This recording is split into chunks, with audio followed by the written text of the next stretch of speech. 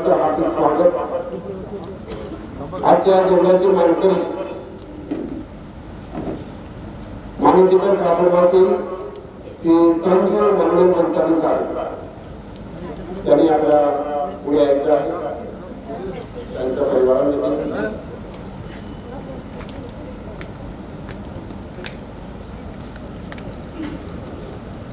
श्री संजू मंडल गोंसावी हे building contractor आहेत.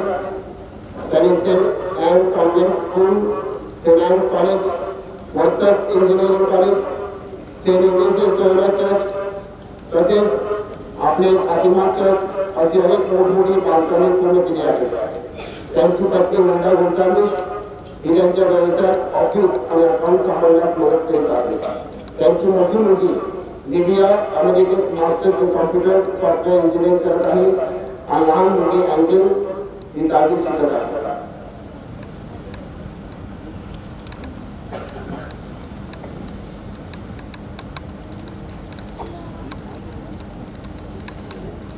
आपण त्यांच्यासाठी आणि आपल्या सगळ्यांसाठी आपली जी उपू आहे परमेश्वराने आपली मामाच्या मध्यस्थद्वारे तिघांची सगळे सफल करावे म्हणून आपण प्रार्थना केली. हे सर्व सामर्थ्यशाली परमेश्वर, तुझा पुत्र आमचा प्रभू येशू ख्रिस्त याने पुरुषावरून स्वतःची आई आम्हाला आमची आई म्हणून दिली. फातिमा मातेचा वार्षिक सोहळा साजरा करत असताना तिची मध्यस्थी आम्हाला नितांत लाभू दे. तिचे श्रद्धानुकरण करण्यास आम्हाला पवित्र आत्म्याचे मार्गदर्शन मिळवून दे. ही प्रार्थना आम्ही प्रभू येशू ख्रिस्ताद्वारे करतो. एकत्र आमच्या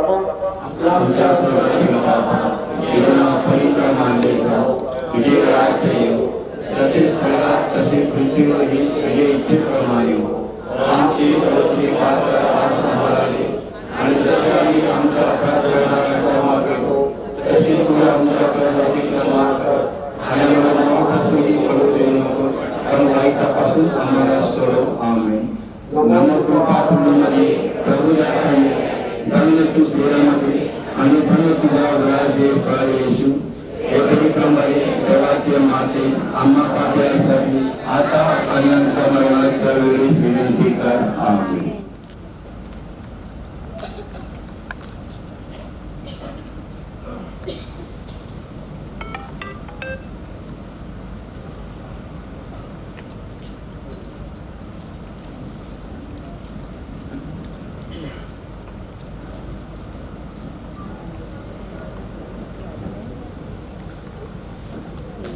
आता आपण समाजाने करूया.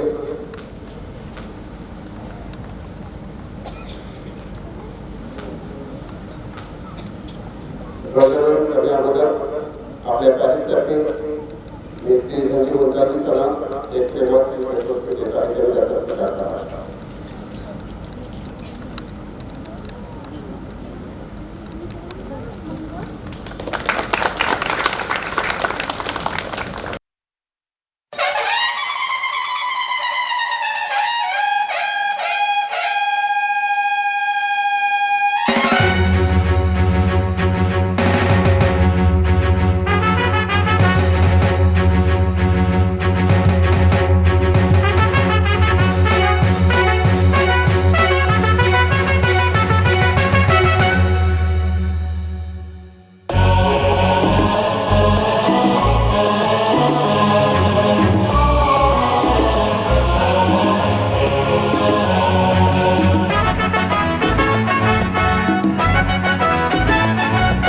फातिमा मातेचा ध्वज हा फडके नभांतरी.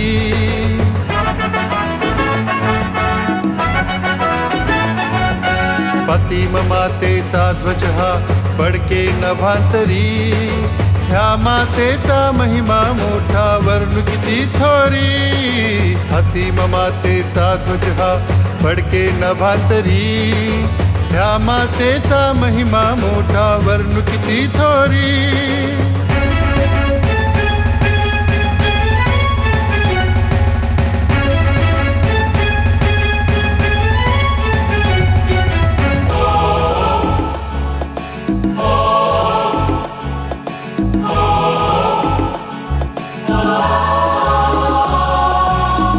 सकल स्त्रिया देती निष्कलंक माता, कृपा पूर्ण फातिमा कुमारी गातीची गाथा, धन्य सकल स्त्रियांमध्ये ती निष्कलंक माता, कृपा पूर्ण फातिमा कुमारी गातीची गाथा, असाच फडकू दे ध्वज तिचा महिमा निरंतरी,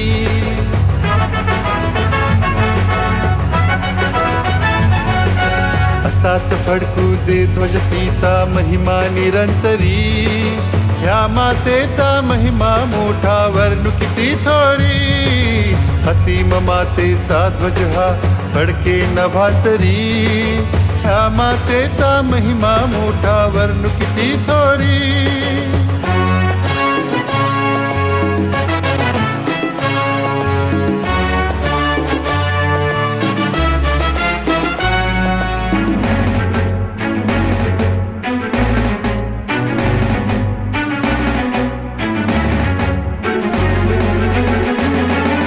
फातिमा गावी दिले तू दर्शन तीन सान बाळा, करा प्रार्थना प्राशित द्या ग रोज जपा माळा, फातिमा गावी दिले तू दर्शन तीन सान बाळा, करा प्रार्थना प्राशित द्या ग रोज जपा माळा, या जगताच्या शांतीसाठी तुझ चिंता भारी,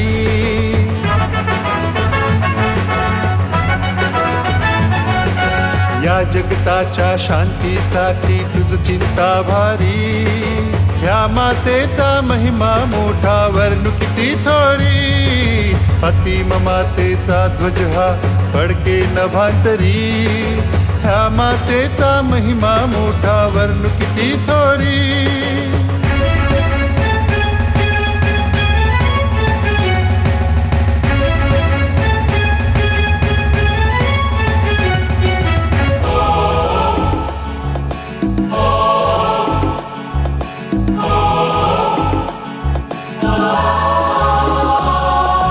दर्शन आम्ही घेतो तुझे या चुने गावी, मंदिर येथे उभे तुझे तव मंगल नामी, दर्शन आम्ही घेतो तुझे या चुने गावी, मंदिर येथे उभे तुझे तव मंगल नामी, वसईतील तीर्थस्थान हे तुझे नामधारी,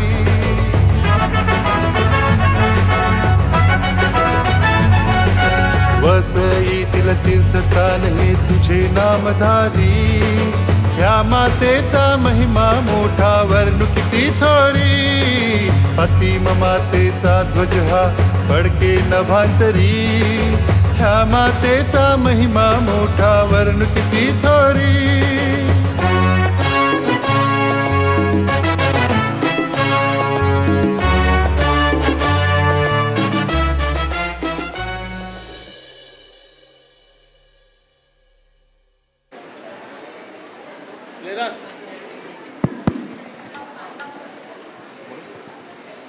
दूताचा मरियेला संदेश. प्रभूच्या दूताने मरियेला संदेश दिला. नमो कृपा पूर्ण मरिये, प्रभू तुझ्या ठाई आहे, धन्य तू स्त्रियांमध्ये आणि धन्य तुझ्या उदराचे फळ येशू.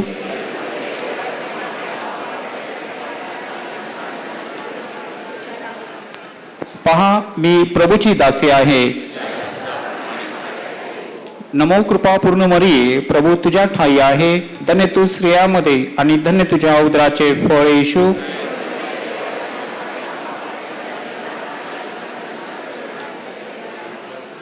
देव शब्द मनुष्य झाला. नमो कृपा पूर्ण मरिये, प्रभू तुझ्या ठाई आहे, धन्य तू स्त्रियांमध्ये आणि धन्य तुझ्या उदराचे फळ येशू.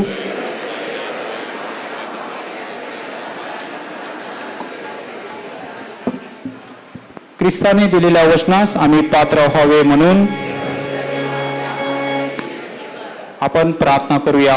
हे प्रभू, आम्ही तुला विनंती करतो की आमच्या अंतःकरणात तुझ्या कृपेचा वर्षाव कर.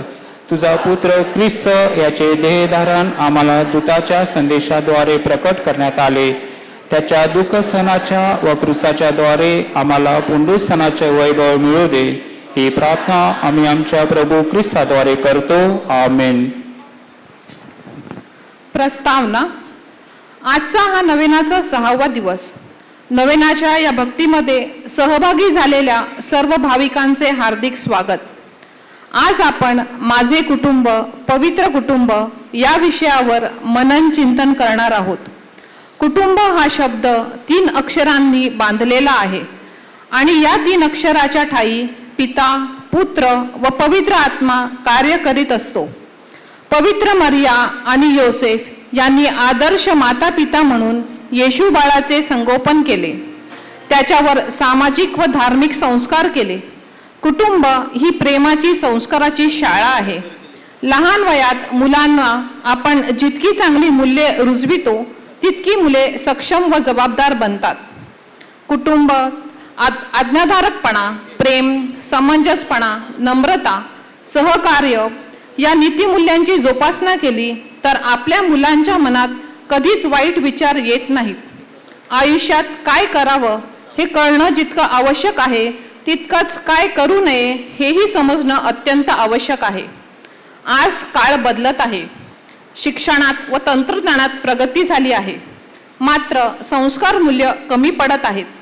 या डिजिटल जगात परिस्थिती कधी व कशी बदलेल हे सांगता येणार नाही.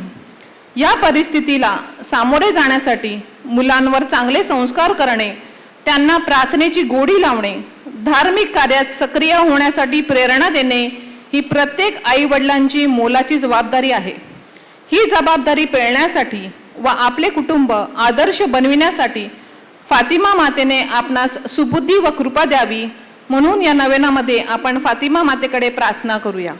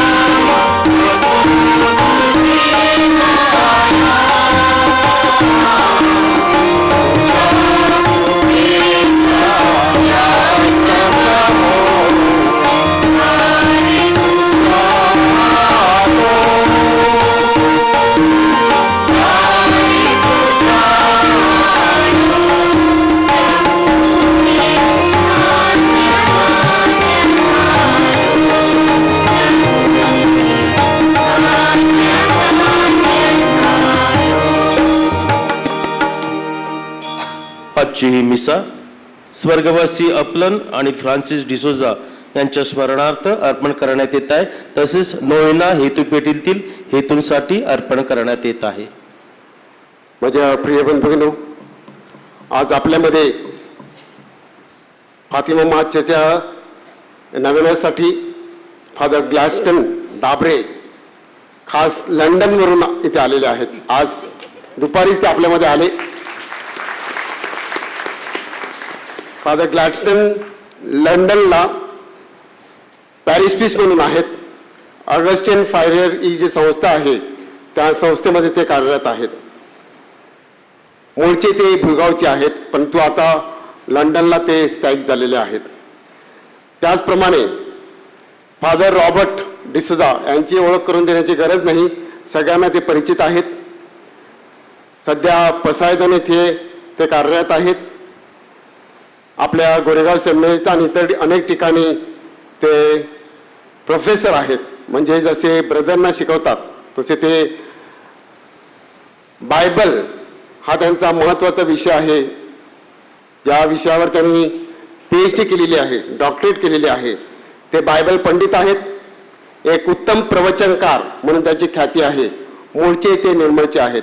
तर आपले दोन्ही फादरांचं आपण टाळ्या वाजवून स्वागत करूया. तसेच आजच्या मिसासाठी आलेले आपले सगळे पाहुणे मंडळी त्यांचं देखील आपण टाळ्या वाजवून स्वागत करूया. आजची ही मिस्साबली अर्पण करत असताना आज ज्यांचे वाढदिवस आहेत त्यांची आपण खास आठवण करणार आहोत. Rachel Richard Feroz, Thomson Jacob D'Souza आणि रायलिन रॉजर डिकॉस्टा. पिता आणि पुत्र आणि पवित्र आत्मा यांच्या नावे आपल्या प्रभू येशू ख्रिस्ताची कृपा आणि परमेश्वर पित्याची प्रीती आणि पवित्र आत्म्याचा सहवास तुम्हाला लाभो. आणि तुमच्या अंतर्यामी ह्या पवित्र रहस्याच्या उत्सवात सहभागी होण्यास आपण पात्र ठरावीत म्हणून क्षणभर शांत राहून आपल्या अंतःकरणाची झडती घेऊया. देवाकडे दयेची याचना करूया. हे प्रभो आम्हावर दया कर. हे ख्रिस्ता आम्हावर दया कर. हे प्रभो आम्हावर दया कर. सर्व शक्तिमान परमेश्वर आम्हावर दया करो आणि आमच्या पापांची क्षमा करून आम्हाला सार्वकालिक जीवनाकडे नेवो. आपण प्रार्थना करूया. हे सर्व समर्थ व नित्यजीवी परमेश्वरा, आमच्यावरील तुझे प्रेम आमच्या आशा आकांक्षा परिपूर्ण करणारे आहे. आमच्या अपराधांची क्षमा कर. आम्हाला तुझ्या शांतीचं वरदान दे आणि मुक्ती मार्गाच्या दिशेने आम्हाला चालव.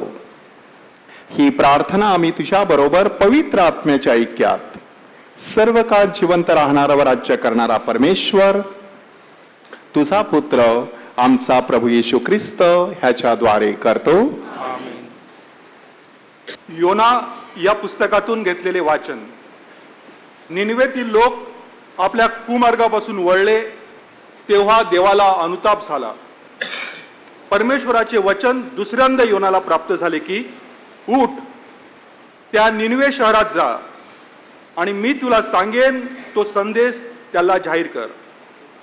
तेव्हा योना उठून परमेश्वराच्या वचनाप्रमाणे निनवे येथे गेला. निनवे हे देवाच्या दृष्टीने मोठे शहर होते. ते सगळे फिरून येण्यास 3 दिवस लागत. योना त्यातून 1 दिवसाची वाट चालत असता घोषणा करीत गेला की 40 दिवसांचा अवकाश आहे, मग निनवे धुळीस मिळेल. तेव्हा निनवेतील लोकांनी देवावर श्रद्धा ठेवली. त्यांनी उपवास घोषित केला आणि श्रेष्ठांपासून कनिष्ठांपर्यंत सर्व गोंडपाट नेसले. निनवेच्या राजाला हे वर्तमान समजले. तेव्हा तो आपल्या आसनावरून उठला आणि आपल्या अंगातला झगा काढून गोंडपाट नेसून राखेत बसला. त्याने जाहीरनामा काढून आपला आणि सरदारांचा असा ठराव निनवेवर प्रसिद्ध केला की कोणीही माणसाने, पशूने, गुराढोरांनी आणि शेंड्रा मेंढरांनी काही चाकू नये, खाऊ नये, अगर पाणी पिऊ नये. मनुष्याने आणि पशूने गोंडपाट नेसावे, देवाचा मोठ्याने धावा करावा आणि प्रत्येकाने आपल्या कुमार्गापासून, आपल्या हातच्या अत्याचारापासून मागे फिरावे.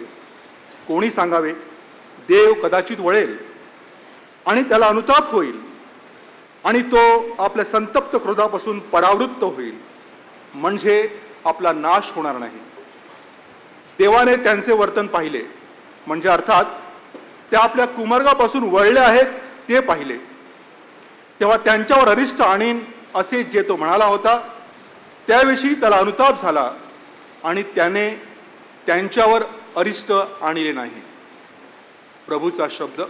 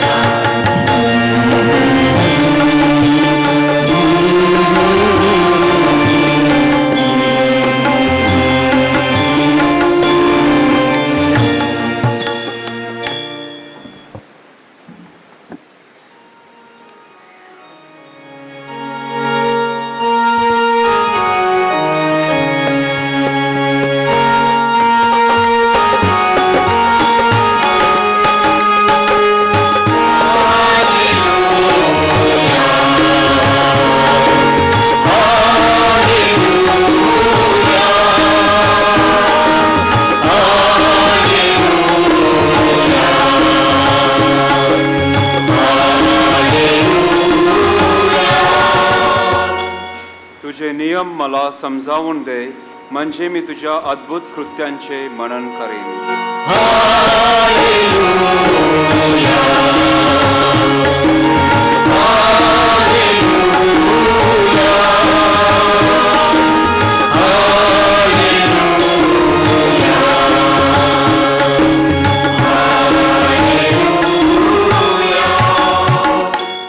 प्रभू तुम्हा बरोबर असो. आणि तुमच्या अंतर्यामी. लोकलिखित वर्तमानातून घेतलेले वाचन. हे प्रभू तुझा गौरव असो. येशू एका गावात आला, तेव्हा मार्था नावाच्या एका स्त्रीने त्यांचे आपल्या घरी स्वागत केले. तिला मरिया नावाची एक बहीण होती. तीही प्रभूच्या चरणांजवळ बसून त्यांचे भाषण ऐकत राहिली. तेव्हा मार्थाला फार काम पडल्यामुळे तिची तारांबळ उडाली आणि ते पुढे येऊन त्यांना म्हणाले, प्रभो, माझ्या बहिणीने माझ्या एकटीवर कामाचा भार टाकला आहे. ह्याची आपल्याला पर्वा नाही काय? मला सहाय्य करायला तिला सांगा. प्रभूने तिला उत्तर दिले, मार्था मार्था, तू पुष्कळ गोष्टींविषयी काळजी आणि दगदग करतेस, परंतु थोड्याच गोष्टींचे किंबहुना एकाच गोष्टीचे अगत्य आहे. मरियेने चांगला वाटा निवडून घेतला आहे, तो तिच्यापासून काढून घेतला जाणार नाही. प्रभूचे हे शुभवर्तमान. हे प्रभू येशू ख्रिस्ता तुझे स्तुती असो. शांततेचे फळ प्रार्थना, प्रार्थनेचे फळ श्रद्धा, श्रद्धेचे फळ प्रेम, प्रेमाचे फळ सेवा आणि सेवेचे फळ शांती. एक प्रवास शांततेकडून शांतीकडे होणारा. शब्द आहेत संत मदर तेरेसा यांचे. ख्रिस्ताई माझ्या प्रिय बंधू भगिनीनो, 4 माणसांचं चौकोनी कुटुंब, त्याची छोटीशी नोकरी, ती घरामध्ये कामकाज करायची आणि पदरामध्ये 2 छोटीशी कोकरं. अतिशय व्यवस्थितपणे सगळं काही चाललेलं. गरिबी होती, परंतु भरपूर प्रेम होतं. आणि अशा पार्श्वभूमीवरती स्वयंपाक करत असताना तिला अचानक घेरी आली. कपाळावरती घामाचे मोठमोठाले थेंब. शेजाऱ्यांनी उचलून तिला बेडवर आणलं. त्याला फोन करण्यात आला. तो बिचारा फॅक्टरीमधून धावत पळत घरी पोहोचला. तिला हॉस्पिटलमध्ये दाखल करण्यात आलं. चाचण्या करण्यात आल्या आणि डॉक्टरांनी निदान केलं की तिच्या हृदयाला 4 ब्लॉक्स आहेत आणि म्हणूनच तातडीने ऑपरेशन करण्याची गरज आहे. 5 लाख रुपये खर्च होतील. त्याच्या पायाखालची वाळू जणू काही सरकली. विषण्ण अशा मनस्थितीमध्ये तो बसून होता आणि कोणीतरी त्याच्या खांद्यावरती हात ठेवून म्हटलं, फ्रान्सिस, भिवू नकोस. आपल्या चर्चच्या बाजूला एक छोटंसं चापल आहे, त्या ठिकाणी जाऊन तू आपलं गाऱ्हाणं परमेश्वराच्या कानी घाल. त्या परमेश्वराला काहीच अशक्य नाही. आणि फ्रान्सिस पडत्या फळाची आज्ञा मानून त्या चापलमध्ये जातो. 6 महिन्यानंतर फ्रान्सिसने कॅरिस्मॅटिक प्रार्थना संघामध्ये साक्ष दिली. त्या साक्षीमध्ये फ्रान्सिस काय म्हणतो बघा, की जाताना जणू काही जड पावलांनी, जड अंतःकरणाने, चेहऱ्यावरती चिंतेचं जाळं घेऊन, डोळ्यासमोर अंधकार पसरलेल्या अवस्थेमध्ये मी त्या चापलमध्ये प्रवेश केलेला. त्या चापलमध्ये बसल्यानंतर अंतःकरणाच्या खोल कप्प्यातून परमेश्वराला आक्रोश करत, आरोळी करत विनंती करू लागलो की परमेश्वरा, मी बुडालेलो आहे. एवढा मोठा डोंगर माझ्या घरावरती कोसळलेला आहे. काय करायचं मला कळत नाही. आता तूच मला मार्ग दाखव. आणि जणू काही चलत चित्रपटाप्रमाणे दानशीर व्यक्तीची आणि संस्थांची नावं त्याच्या डोळ्यासमोरून सरकू लागली. आतमध्ये एक प्रकारचा आत्मविश्वास निर्माण झाला की हा जो प्रसंग निर्माण झालेला आहे त्याच्यावरती आपण नक्कीच मात करू शकू. आणि तो येताना जणू काही हलक्या मोर पिसासारखा बाहेर पडला.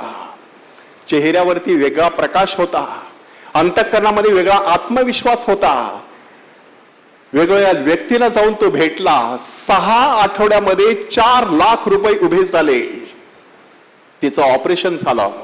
ती घरी आली आणि नंतर फ्रान्सिसने दिलेल्या साक्षीमध्ये तो सांगतो की हा संपूर्ण प्रसंगामध्ये मी काहीतरी शिकलो तिच्या हृदयाचे ब्लॉक्स काढण्यात आले, पण माझ्या देखील हृदयामध्ये ब्लॉक्स होते. मी देखील थोडासा घमेंडी होतो. मला कधी वाटलं नव्हतं कोणापुढे हात पसरावा लागेल, परंतु तिच्यासाठी काळजाची झोळी घेऊन मी फिरलो आणि परमेश्वराने ती झोळी त्याच्या कृपेने भरून काढली. प्रसंग आला, निघून गेला, परमेश्वराला कायमचा राहिला. आज माझं संपूर्ण कुटुंब मिशनरी कुटुंब बनलेलं आहे, की परमेश्वराच्या प्रेमाचा हा जो अनुभव आलेला आहे, तो अनुभव घेऊन मी सगळीकडे साक्ष देत आहे. मिशनरी कुटुंब. आज आपण माझं कुटुंब, पवित्र कुटुंब ह्या विषयावरती चिंतन करत आहोत आणि आपल्या समोर 2 सुंदर अशी वाचनं सादर करण्यात आलेली आहेत. योनाच्या पुस्तकातील अर्ध वाचन काल तुम्ही ऐकलेलं असेल. आज त्यातला अर्धा भाग आपल्या समोर सादर करण्यात आलेला आहे. आता आपण हे दोन्ही तुकडे एकत्र जॉईन करायचे आणि योनाच्या पुस्तकातील 4 अध्यायामध्ये मिशनरी स्वरूपाचं कुटुंब कसं असू शकतं आणि असू नये ह्याविषयी आपल्याला मार्गदर्शन करण्यात आलेलं आहे. योनाचं उदाहरण आपल्या समोर उभं केलेलं आहे. एखाद्या कुटुंबामध्ये जन्मलेला हा योना, कुठेतरी त्याने परमेश्वराची हाक ऐकली.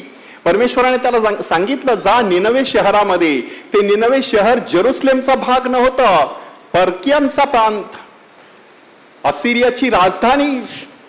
आणि तिथे जाऊन सांगायचं 40 दिवस आणि 40 रात्री आणि मग निनवे धुळीस मिळणार आहे. कोणत्या तोंडाने जाऊन त्या लोकांना सांगायचं? योना परमेश्वरापासून पळून जातो. तार्शिश ह्या दिशेने जाणाऱ्या गलबतामध्ये बसतो. त्या ठिकाणी जाऊन झोपी जातो. समुद्रामध्ये वादळ निर्माण होतं. हा सगळा प्रसंग काल तुम्ही ऐकलेला असेल. आणि बायबल अभ्यासक आपल्याला सांगतात, दिस इज डिसइंटरेस्टेड मिशनरी. निरुत्साही असलेला हा मिशनरी, कशातच रस नाही. परमेश्वर सांगतो ह्या दिशेने जा, नेमका उलट दिशेने धावत निघाला.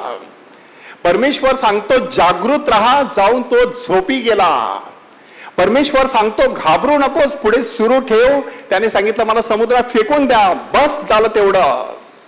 कधी कधी आपल्या कुटुंबामध्ये डिसइंटरेस्टेड मिशनरी असतात. काहीच करायचं नाही, फक्त ऐतं खायचं, खाऊन पिऊन मजा करायची, दुसरं काहीच नाही जीवनामध्ये. अशा प्रकारचा निरुत्साही मिशनरी ह्या जगाला कोणता संदेश देतो की ह्या जगामध्ये कितीतरी लोक आपल्या मदतीची वाट पाहत आहेत, त्यांना काहीच पडलेलं नाही. मला कसं मिळेल, माझ्या जीवनामध्ये मला कसं मिळू शकेल, त्याचा विचार माणूस करतो. काल तुम्ही चांगल्या शोमरोनाचा दाखला ऐकलेला आहे. तिथे देखील नेमकी तीच परिस्थिती. बिचारा तिकडे तडफडतो आहे. याजक चालला, लेवी चालला, काहीच वाटत नाही त्यांना. लुटारो आले, ते लुटून गेले. अशा प्रकारची प्रवृत्ती माणसामध्ये असू शकते. पहिलं चिंतन आपण करायचं आहे, माझ्या घरामध्ये निरुत्साही मिशनरी आहेत का? माझ्या कुटुंबातून कोणता संदेश हा जगाला जात आहे? माझ्या शेजाऱ्यामध्ये आणि माझ्या मित्र परिवारामध्ये माझ्या कुटुंबातून कोणता संदेश जात आहे? आणि मग आपल्याला माहित आहे, जोनाला त्या ठिकाणी समुद्रात फेकून दिल्यानंतर एका मोठ्या माशाने त्याला गिळलं. 3 दिवस आणि 3 रात्री जोना त्या माशाच्या पोटामध्ये आहे. तेव्हा त्याला एक मोठा साक्षात्कार झाला. त्याच्या लक्षात आलं की परमेश्वर फक्त इस्रायली लोकांचा, जेरुसलेम लोकांचा परमेश्वर नाही, हा परमेश्वर संपूर्ण विश्वाचा नियंता आहे. म्हणून त्याने मला माशाच्या पोटामध्ये एवढं सुरक्षित ठेवलेलं आहे. त्या माशाच्या पोटामध्ये असताना तो अस्वस्थ झालेला आहे. काय नक्की करायचं कळत नाही. दिस इज कॉल्ड डिस्टर्ब मिशनरी. हा जोना डिस्टर्ब मिशनरी झालेला आहे. एक माणूस जरी घरामधला डिस्टर्ब असला तर संपूर्ण कुटुंब आजारी असतं. अल्कोहोलिक एनॉनिमस त्यामध्ये आम्हाला सांगण्यात आलेलं आहे, एक व्यक्ती व्यसनी असली की ती आजारी होते, संपूर्ण कुटुंब आजारी बनत असतं. वेगवेगळ्या प्रकारचे आजार, शारीरिक, मानसिक, आध्यात्मिक. शारीरिक दृष्ट्या हा मनुष्य त्या दारूच्या नशेमध्ये गुंग असतो, मानसिक दृष्ट्या सतत त्या दारूचाच विचार करत असतो, आध्यात्मिक दृष्ट्या त्याचं नैतिक अधपतन झालेलं असतं. काय खोटं किती बोलायचं, पैसे कसे मिळवायचे, परंतु आपल्याला पाहिजे ते मिळालं पाहिजे, अशा प्रकारे अस्वस्थ असलेला माणूस आपल्या घरामध्ये असू शकतो. संपूर्ण कुटुंब अस्वस्थ होऊ शकतं, संपूर्ण समाज अस्वस्थ होऊ शकतो. Disturb missionary. प्रभू येशू ख्रिस्ताने त्यासाठी दुसरा एक दाखला दिलेला आहे. राजा आपल्या वैभवाने येईल तेव्हा तो राजासनावरती बसलेला असेल, नीतिमान आणि दुर्जन ह्यांना तो वेगळं करेल. कसं वेगळं करणार आहे? मेंढपाळ जसं मेंढरा शेरडांपासून वेगळी करत असतो तशा प्रकारे वेगळं करणार आहे. मेंढर आणि शेरड ही प्रतीक का वापरण्यात आलेली आहेत? तुम्ही 5 मेंढ्या म्हणा किंवा 50 मेंढ्या एकत्र बांधून बघा, कधीच भांडणार नाहीत.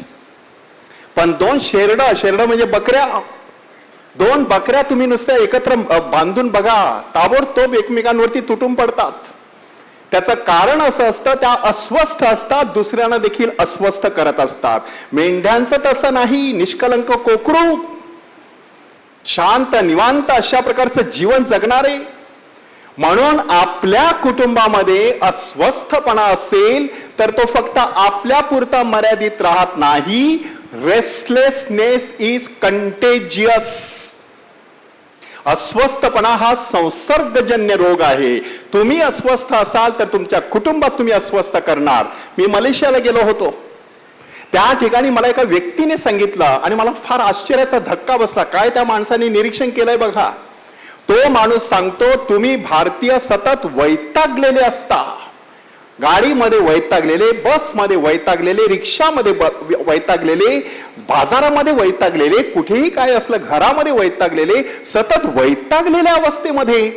मग ते म्हणतात, तुम्ही एन्जॉय कधी करता? कधी कधी सुंदर असा सोहळा आयोजित केलेला असतो तरी माणूस वैतागलेला असतो. म्हणून माणसाने शोध घ्यायचा आहे, ही जी अस्वस्थता माझ्या मनामध्ये आहे ती कुठून येते आहे? बालकवी ठोंबरे त्याने तर स्पष्टपणे सांगितलेलं आहे, कोठून येते मला कळेना उदासीनता ही हृदयाला, काय बोचते तेच कळेना हृदयाच्या अंतर्हृदयाला. कधी कधी माणसाला कळत नाही की आपण एवढे अस्वस्थ होतो कसे. आजूबाजूची परिस्थिती असू शकते, पण त्यापेक्षा महत्वाची असते आपली मनस्थिती. मनस्थिती मजबूत असेल तर परिस्थिती देखील बदलण्याची ताकद माणसाच्या मनगटामध्ये असू शकते. त्यासाठी माणसाने आपली मनस्थिती स्वस्थ चित्त करायची आहे. म्हणून हा दुसरा मुद्दा आहे डिस्टर्ब मिशनरी. आणि आज आपण जे ऐकलेलं आहे त्याच्यामध्ये आता तिसरा मुद्दा आलेला आहे, डिसिप्लिन्ड मिशनरी. डिसिप्लिन मिशनरी ह्याचा अर्थ असा आहे, योनाला दुसऱ्यांदा परमेश्वराचं वचन प्राप्त झालं आणि योना ताबडतोब निघाला.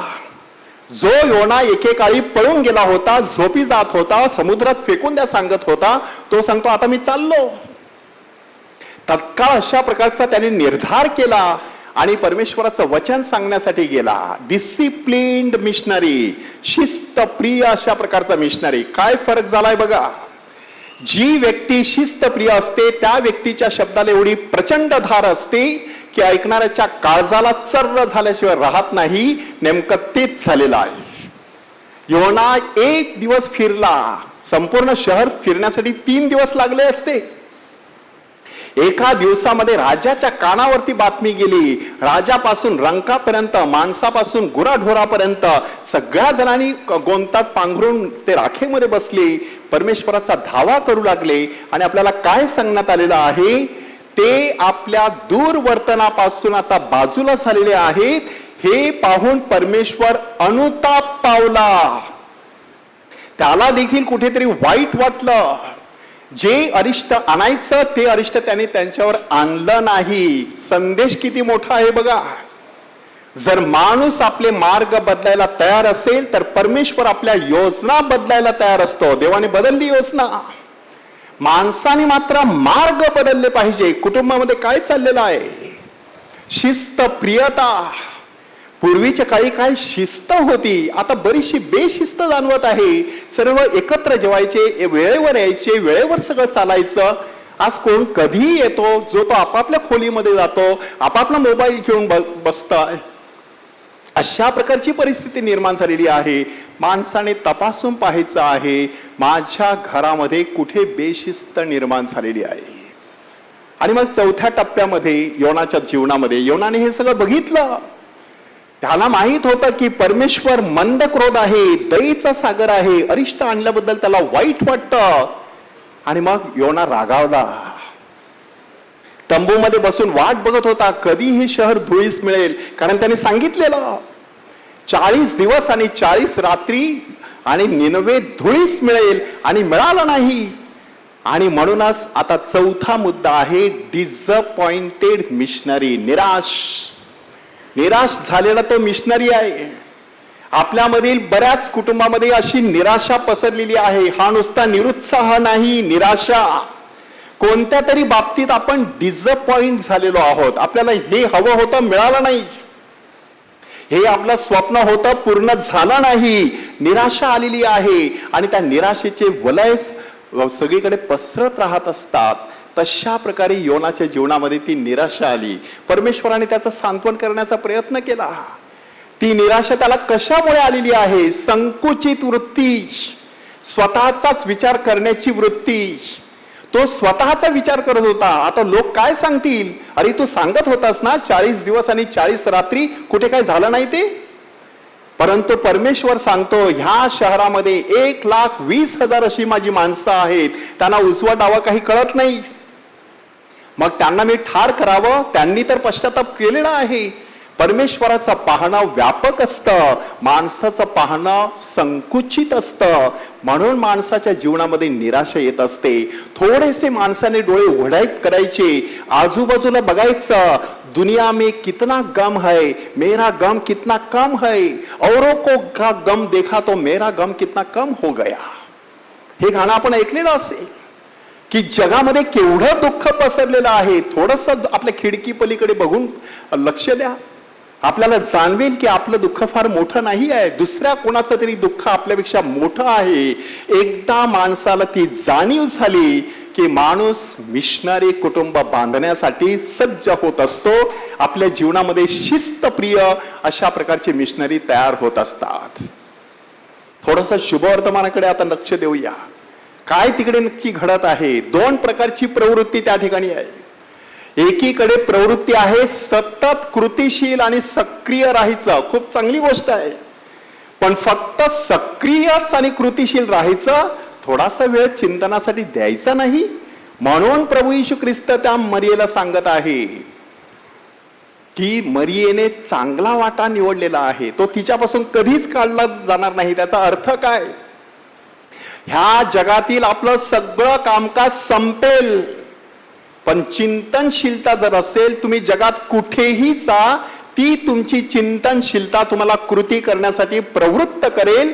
पण कधीच तुम्ही थकू शकणार नाहीत, कारण त्याचं मूळ आतमधून असतं. अश्वत्था नावाचं वृक्ष असतो. असं म्हणतात की त्याची मुळं स्वर्गात असतात, फळं पृथ्वीवरती असतात.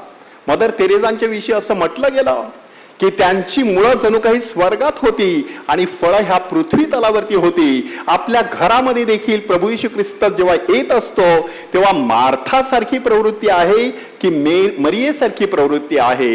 One is a scattered personality, the other one is a centred personality. विखुरलेलं व्यक्तिमत्व आणि केंद्रित व्यक्तिमत्व आपल्या कुटुंबामध्ये आपल्याला घडवायचंय. केंद्रित व्यक्तिमत्वाचं वैशिष्ट्य असं आहे, जास्त शब्द बोलणार नाहीत, मनन चिंतन करत राहणार, जीवनामध्ये प्रचंड अशी शांती असणार. आणि मार्थासारखी दगदग म्हणा, कष्ट म्हणा, कुरकुर म्हणा, तक्रार म्हणा, अशा प्रकारची वचनं तोंडामध्ये नसणार. सातत्याने मुखामधून जणू काही अमृत पाझरतं आहे असं माणसाला वाटावं, अशा प्रकारचं त्यांचं जीवन असतं. आज आपण माझं कुटुंब, पवित्र कुटुंब, अशा प्रकारचा विचार डोळ्यासमोर ठेवलेला आहे. 4 प्रकारचे मिशनरी बघितलेले आहेत, 2 प्रकारच्या प्रवृत्ती बघितलेल्या आहेत. आता स्वतःच्या जीवनाकडे डोकावून पाहायचं. ते पवित्र कुटुंब, पवित्र मरिया, संत जोसेफ आणि बाळ येशू ह्यांचं ते पवित्र कुटुंब, ते तिघे जण 3 महत्वाचे संदेश देतात. पहिला संदेश आहे योसेफाकडून. संपूर्ण नव्या करारामध्ये योसेफ एक शब्द सुद्धा बोललेला नाही. ह्याचा अर्थ सगळी कामं शब्दानेच होतात का? नाही. शांततेमध्ये सुद्धा पावर असते. ती शांतता योसेफाची, ती शांतता नाझरेतच्या कुटुंबाची, संपूर्ण जगामध्ये परमेश्वराचा सुवार्ता पसरू शकणारी अशी ती शांतता. दुसरा गुण त्या ठिकाणी अगदी मूर्तिमंत असा आहे, नम्रता. पवित्र मरिया, ते पवित्र मरिया नम्रपणे परमेश्वराची योजना स्वीकारते. योसेफाबरोबर हवं तिकडे जाते. मग ते बेथलेम काय, इजिप्त काय, नाझरेत काय, जेरुसलेम काय, सगळीकडे जाण्याची तयारी दाखवते. अशा प्रकारची लवचिक नम्रता. आणि हा दोनोंचा सुंदर असं मिश्रण आहे आज्ञाधारकपणा. प्रभू येशू ख्रिस्त परमेश्वराचा पुत्र एका घरामध्ये लहानाचा मोठा होतो आणि आपल्या आई वडिलांच्या आज्ञेत राहतो. तो आज्ञाधारकपणा. Obedience is an infallible guide of human life असं म्हटलं जातं. आज्ञाधारकपणा हा अचूक मार्गदर्शक असतो. अचूक कोणीतरी आज्ञा केलेली असते, आपण मनापासून ती आज्ञा स्वीकारायची असते, त्यानुसार जीवन जगायचं असतं. मग आपल्या कुटुंबामध्ये ही सगळी फळं आपल्याला दिसायला लागतात.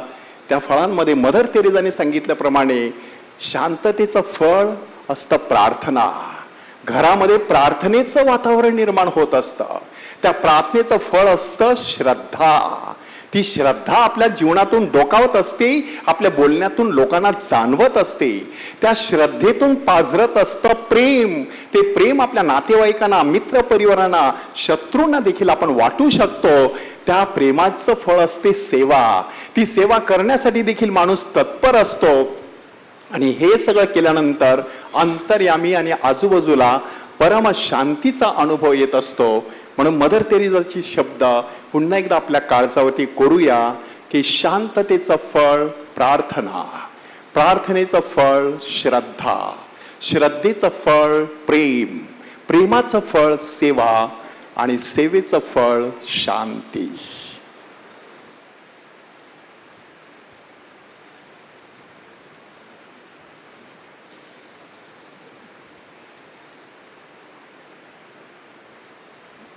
श्रद्धावंतांच्या प्रार्थना. विनंत्या. प्रत्येक विनंतीनंतर आपला प्रतिसाद गायनात असेल.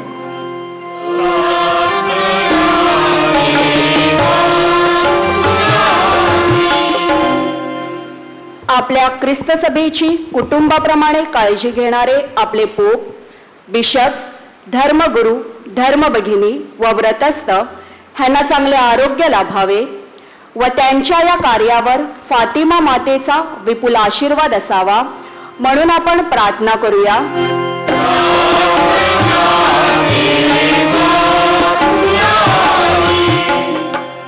कुटुंबात व समाजात एकमेकांशी संवाद साधून नात्यातील दरी आपणास दूर करता यावी व हरवलेली नाती पुन्हा सापडून सर्वांचे जीवन आनंदी बनवण्यासाठी फातिमा मातेने आपणास कृपा द्यावी म्हणून आपण प्रार्थना करूया.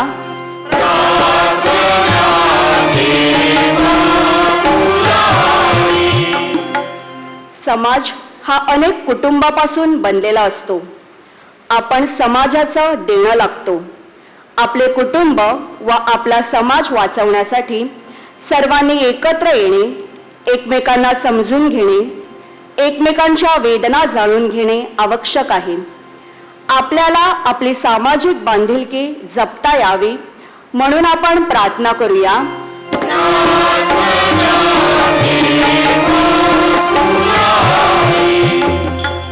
धनदौलत व संपत्तीच्या लोभामुळे ज्या कुटुंबात संघर्ष निर्माण झाले आहेत, जी कुटुंब विभक्त झाली आहेत, त्यांना प्रभूच्या प्रेमाचा स्पर्श व्हावा. ती प्रभूच्या प्रेमात परत एकत्र यावीत म्हणून आपण प्रार्थना करूया.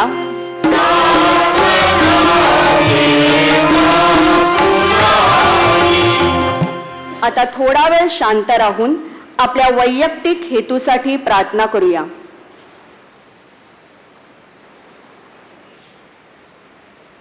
फातिमा मातेने दिलेला संदेश प्रार्थना करा, पश्चाताप करा आणि त्याग करा.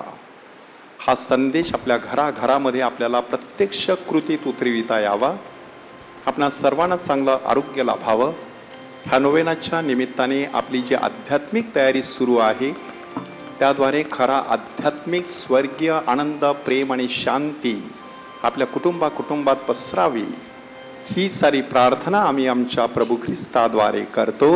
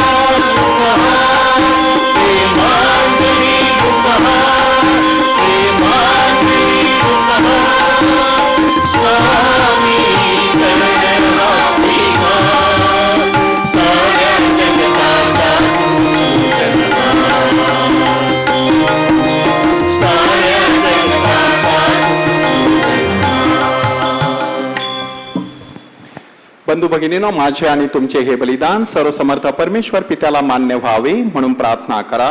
प्रभूच्या नावाचे गुणगान व गौरव व्हावे, आमच्या आणि त्याच्या अखिल पवित्र ख्रिस्त सभेचे कल्याण व्हावे म्हणून तुमच्या हातून अर्पण केलेल्या बलिदानाचा प्रभू स्वीकार करो. हे सर्व समर्थ बापा, आमच्या ह्या दानांचा स्वीकार कर. आमच्या प्रभू येशू ख्रिस्ताने हे दान त्याच्या स्मरणार्थ अर्पण करावयास आम्हाला आदेश दिला आहे. आम्हाकडून आज्ञाधारकपणे तुझी सेवा नित्य घडावी आणि तुझी तारणदायी कृपा आम्हाला पूर्णपणे प्राप्त व्हावी म्हणून आम्हाला सहाय्य कर. ही प्रार्थना आम्ही आमच्या प्रभू येशूच्या नावाने करतो. प्रभू तुम्हा बरोबर असो आणि तुमच्या अंतर्यामी तुमचे अंतःकरणे प्रभू कडे लावा. आम्ही ते लावली आहे. प्रभू आमचा परमेश्वर ह्याचे आभार मानूया. योग्य वरास आहे. हे प्रभू पवित्र पित्या, सर्वसमर्थ शाश्वत परमेश्वरा, आम्ही तुझे नित्य व सर्वत्र आभार मानावेत. हे योग्य व तारणदायक आहे, ते आमचे कर्तव्य आहे. कारण प्रेम भावनेमुळे तू मानवाला उत्पन्न केलेस, परंतु न्याय भावनेमुळे जेव्हा तो शिक्षेस पात्र ठरला तेव्हा दया भावनेमुळे आमच्या प्रभू येशू ख्रिस्ताद्वारे तू त्याचे तारण केलेस. ख्रिस्ताद्वारे दूत तुझ्या वैभवाचे गुणगान गातात. सर्व सत्ता तुझ्या समोर नतमस्तक होतात. सर्व अधिसत्ता तुझ्या समोर भयकंपित होतात. स्वर्गातील शक्ती आणि पवित्र सेराफिम मोठ्या आनंदाने तुझी आराधना करतात. त्यांच्या गोड सुरात आमचे मधुर सूर मिसळून आम्ही नम्रपणे तुझी स्तुती गातो.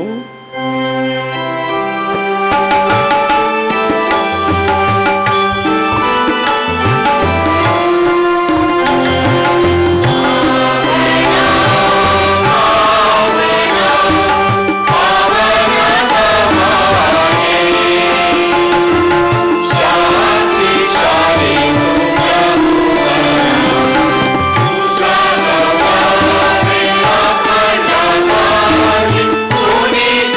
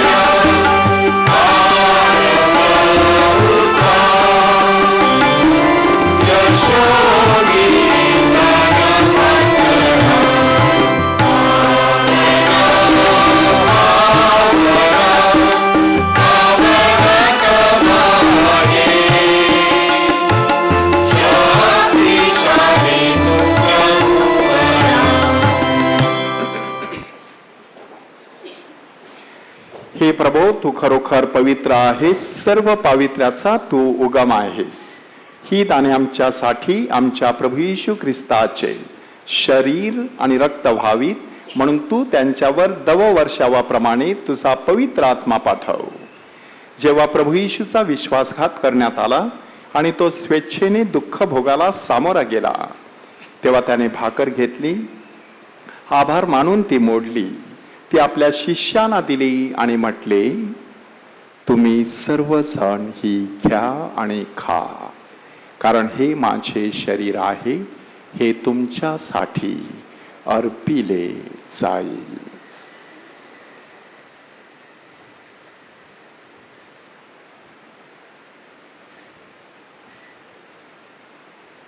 त्याचप्रमाणे भोजन झाल्यानंतर प्रभू येशूने प्याला घेतला, पुन्हा तुझे आभार मानले, तो प्याला आपल्या शिष्यांना दिला आणि म्हटले, तुम्ही सर्वजण हा घ्या व ह्यामधून प्या, कारण हा माझ्या रक्ताचा प्याला आहे, हे नव्या व शाश्वत कराराचे रक्त आहे, हे तुमच्या आणि पुष्कळांच्या पापक्षमेसाठी ओतले जाईल, हे माझ्या आठवणीसाठी करा.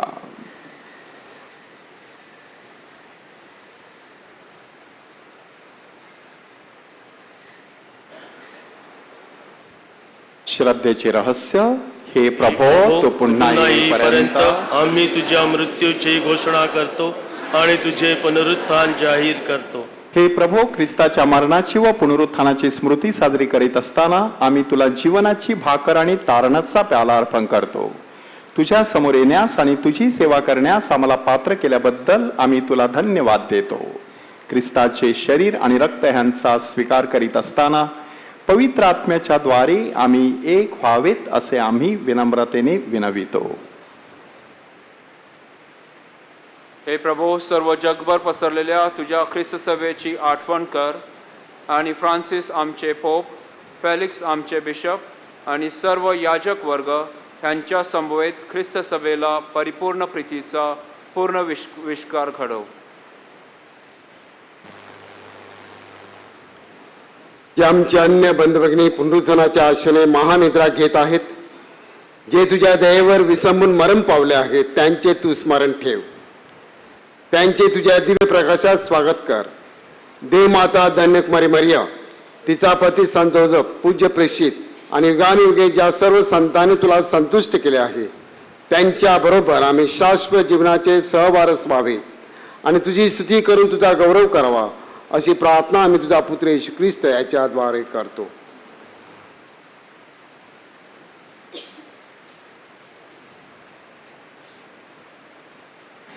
ख्रिस्ताद्वारे आणि ख्रिस्तासह आणि ख्रिस्ता ठाई हे सर्व समर्थ देव पित्या, पवित्र आत्म्याच्या ऐक्यात तुझा गौरव आणि सन्मान सदा सर्वदा होवो. तारणाऱ्याची आज्ञा आणि त्याची ईश्वरी शिकवण ह्यांनी प्रेरित होऊन आम्ही धैर्यपूर्वक म्हणतो, आमच्या स्वर्गातील बापा, तुझे नाव पवित्र मानले जाओ, तुझे राज्य येवो, जसे स्वर्गात तसे पृथ्वीवरही तुझ्या इच्छेप्रमाणे. आमची दररोजची भाकर आज आम्हाला दे, आणि जसे आम्ही आमच्या अपराधांना क्षमा करतो तसे तू आमच्या अपराधांची क्षमा कर, आणि आम्हाला हे प्रभो, सर्व प्रकारच्या वाईटांपासून आम्हाला सोडव असे आम्ही विनवितो. ह्या जीवनात आम्हाला कृपापूर्वक शांती दे, म्हणजे दिव्य आशेची आणि आमचा तारणारा येशू ख्रिस्त ह्याच्या आगमनाची वाट पाहत असताना तुझ्या दयेच्या सहाय्याने आम्ही पापांपासून मुक्त राहू व सर्व प्रकारच्या चिंता विवंचनेपासून सुरक्षित असू. हे प्रभू येशू ख्रिस्ता, तू आपल्या प्रेषितांना म्हणालास, मी तुम्हाला शांती देऊन ठेवतो, मी माझी शांती तुम्हाला देतो. आमच्या पापांकडे पाहू नकोस, तर तुझ्या ख्रिस्त सभेच्या श्रद्धेकडे पहा आणि तिला तुझ्या इच्छेनुसार शांती व ऐक्य देण्याची कृपा कर. तू नित्यजीवी असून सदा सर्वदा राज्य करतोस. प्रभूची शांती तुम्हा बरोबर सदा असो. आपण एकमेकात शांतीवंदन करूया.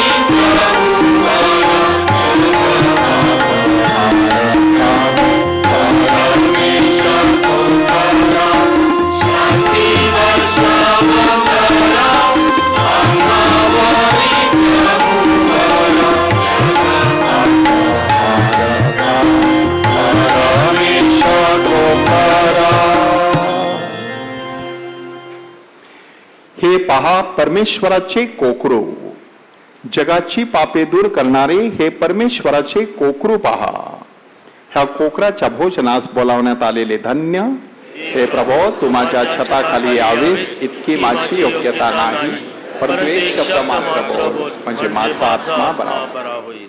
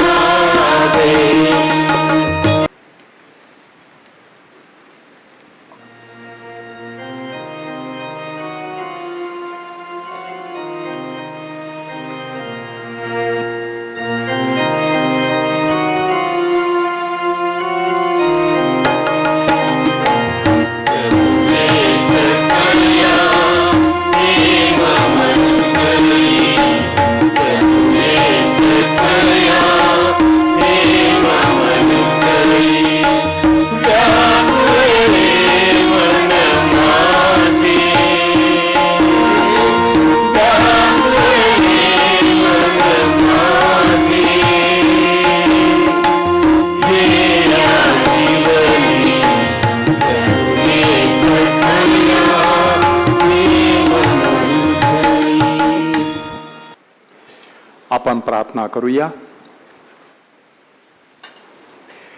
हे सर्व समर्थ परमेश्वरा, आम्ही स्वीकारलेल्या ख्रिस्त शरीराद्वारे आम्हाला तुझी कृपा दे. आम्ही साजरा करीत असलेल्या साक्रामेंटाचा आमच्या जीवनाला स्पर्श व्हावा आणि आम्ही तुझ्याकडे आकर्षित व्हावे म्हणून आम्हाला सहाय्य कर. ही प्रार्थना आम्ही आमच्या प्रभू ख्रिस्ताद्वारे करतो. प्रभू तुम्हा बरोबर असो. आणि तुमच्या अंतर्यामी सर्व समर्थ परमेश्वर पिता आणि पुत्र आणि पवित्र आत्मा तुम्हास आशीर्वाद देवो. सामिसा समाप्त झाली आहे. देवाला धन्यवाद. फातिमा मातेच्या नोवेनाची प्रार्थना. हे अतिपवित्र फातिमा माते, आम्ही सर्व भाविक तुझा भक्तिभावाने सन्मान करण्यासाठी या पवित्र मंदिरात एकत्र जमलो आहोत. हे आमच्या आश्रयदाते माते, तू देत असलेल्या सर्व प्रकारच्या दानाबद्दल आम्ही तुझे आभार मानतो व तुझ्याप्रमाणे देवाच्या शब्दाला होकार देऊन नम्रपणे तो स्वीकारून देवावर, तुझ्या पुत्रावर व तुझ्यावर विश्वास ठेवून त्याप्रमाणे वागण्याचे वचन देतो. नीतिमूल्याचा आमच्या जीवनात विसर पडू नये. ऐहिक जीवनापेक्षा आध्यात्मिक जीवनासाठी आम्ही अधिक झटावे म्हणून तू आम्हाला मदत कर. हे कृपापूर्ण माते, तू आमची संरक्षक आहेस. जेव्हा आमच्यावर अनेक संकट येतात, जेव्हा आम्ही दुःखाने पीडित होतो, जेव्हा जीवन नकोसे वाटते, तेव्हा आमच्याजवळ उभी राहा. तुझ्या कृपेची नजर आम्हावर ठेव व प्रत्येक संकटातून आमचा बचाव कर. हे फातिमा माते, देवाची आई व आमच्या माते, फातिमा येथील धार्मिक, सोज्वल, पापभिरू व प्रामाणिक अशा 3 मुलांना तू दर्शन दिलेस व त्या दर्शनाद्वारे संपूर्ण ख्रिस्त सभेला तू प्रार्थनेचा व प्रायश्चित्त करण्याचा संदेश दिलास. जगात प्राप्त करण्यासाठी व स्वर्गातील सार्वकालिक सुख मिळवण्यासाठी माणसाने कसे वागावे हे त्या संदेशाद्वारे तू आम्हाला शिकविलेस. म्हणून आमच्या प्रत्येकाच्या कुटुंबात कौटुंबिक रोजरीची प्रार्थना नित्यनेमाने म्हटली जावी. आमचे जीवन येशू ख्रिस्ताच्या प्रकाशाने भरून जावे. आम्ही दुर्व्यसनापासून दूर राहावे व चांगले मरण यावे म्हणून आम्हाला आशीर्वाद दे. हे माते, तुझ्याजवळ विनंती करणाऱ्या तू कधीच रिकाम्या हाताने पाठविले नाहीस. यावर विश्वास ठेवून आम्ही प्रार्थना करतो. आमची विनंती मान्य कर. आपली विनंती व हेतू मरिया मातेच्या चरणी ठेवूया. आमच्या स्वर्गीय बाप्पा, तुझे नाव पवित्र मानले जाओ. तुझे राज्य येवो. जसे स्वर्गात तसे पृथ्वीवर तुझ्या इच्छेप्रमाणे हो. आमची दररोजची भाकर आज आम्हाला दे. जशी आम्ही आमच्या अपराधांना क्षमा करतो, तशी तू आमच्या अपराधांची क्षमा कर. आणि आम्हाला मोहप्रसंगी पडू देऊ नकोस, पण वाईटापासून आम्हाला सोड.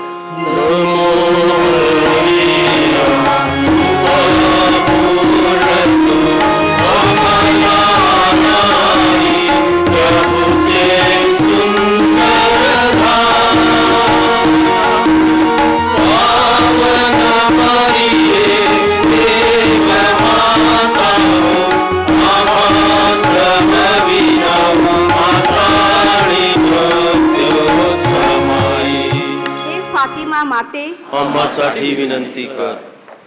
सिनडसाठी प्रार्थना. हे पवित्र आत्म्या, तुझ्या नावाने एकत्र येऊन आम्ही तुझ्या समोर उभे राहतो. तू आमचा एकमेव मार्गदर्शक आहेस. आमच्या हृदयात तू वस्ती कर.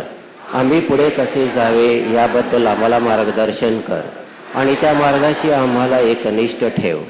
आम्ही दुर्बळ आणि पापी आहोत. अस्थिरतेपासून आम्हाला दूर ठेव. अज्ञानाने आमचा मार्ग भ्रष्ट होऊ देऊ नकोस. पक्षपाताचा आमच्या कृतीवर प्रभाव पाडू देऊ नकोस. हे पवित्र आत्म्या, तुझ्यामध्ये आम्हाला आमचे ऐक्य पाहू दे, म्हणजे आम्ही शाश्वत जीवनाकडे एकत्र वाटचाल करू आणि सत्याच्या व योग्यतेच्या मार्गापासून आम्ही भरकटणार नाही. पिता आणि पुत्र यांच्या ऐक्यात तू सर्वत्र आणि सर्व काळ राज्य होतो. त्या तुझ्याकडे सर्व आम्ही मागतो. आमेन. प्रिय बंधू भगिनींनो, ख्रिस्ती कुटुंब हे एक दैवी पाचारण आहे आणि हे पाचारण आदर्शव्रत जीवन जगण्यासाठी, मिशनरी कार्य करण्यासाठी.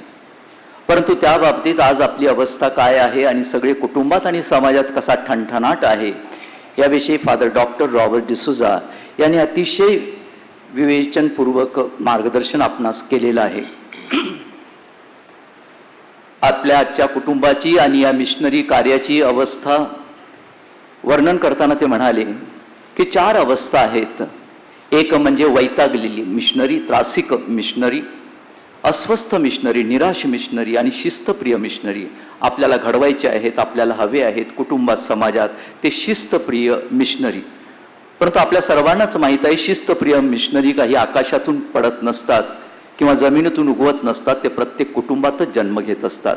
आणि आज आपल्या कुटुंबाची अवस्था काय आहे? अनेक कुटुंबात न बोलणारा बाप, न ऐकणारा मुलगा, अख्ख्या घराला कायमची आग लागल्यासारखी ठणठणाट करणारी ती मुलगी, आणि हे सर्व आधीच छोट्या असलेल्या इवल्याशा पदराखाली लपू पाहणारी ती केविलवाणी आई. Ultra quiet father, careless son, restless daughter and helpless mother, ही आज आपल्या कुटुंबाची अवस्था आहे. आणि म्हणूनच आदर्श व्रत जीवन जगण्यासाठी, कौटुंबिक जीवन जगण्यासाठी, मिशनरी घडवण्यासाठी आपल्याला काय हवं आहे, आणि याची ही पंचसूत्री फादर रॉबर्ट डिसूजा यांनी दिलेली आहे. ते म्हणतात शांतता. जीवनातील शांतता आणि शांततेचं फळ आहे प्रार्थना, प्रार्थनेचं फळ आहे श्रद्धा, श्रद्धेचं फळ आहे प्रेम, प्रेमाची फळ आहे सेवा, आणि सेवेचं फळ आहे आत्मशांती, शांती आणि फक्त शांती. आपल्या प्रत्येक घरात, आपल्या प्रत्येक कुटुंबात आणि संपूर्ण धर्मग्रामात आणि धर्मप्रांतात आदर्श व्रत, शिस्तप्रिय मिशनरी घडावेत. आजच्या या कौटुंबिक सोहळ्याच्या दिवशी आपण त्याचसाठी प्रार्थना करूया. फादर रॉबर्ट डिसूजा यांनी अतिशय सुंदर प्रकारे प्रबोधन केल्याबद्दल, आणि आपले हे मराठीतील प्रबोधन इंग्रजीतून आलेले फादर ग्लॅडसन यांनी शांतपूर्वक एकचित्ताने ऐकल्याबद्दल दोघांचे जोरदार टाळ्या वाजवून अभिनंदन करूया. धन्यवाद.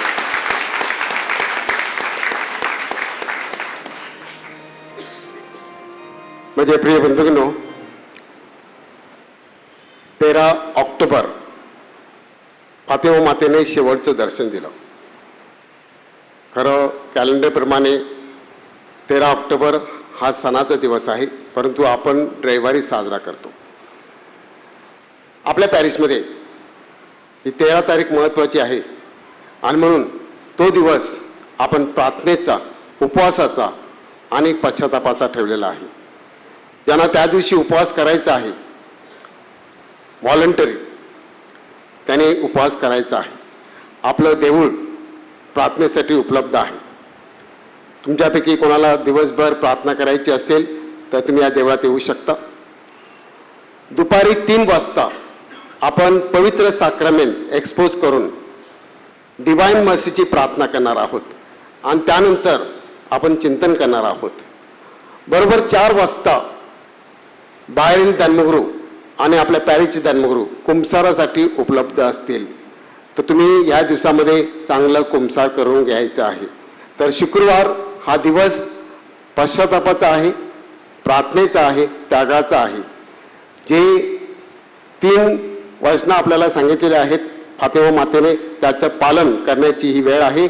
आणि फादरने सांगितल्याप्रमाणे या शांततेमध्ये आपण चिंतन मनन करणार आहोत, आणि रविवारी मग 2 धडाक्यामध्ये सण साजरा करणार आहोत.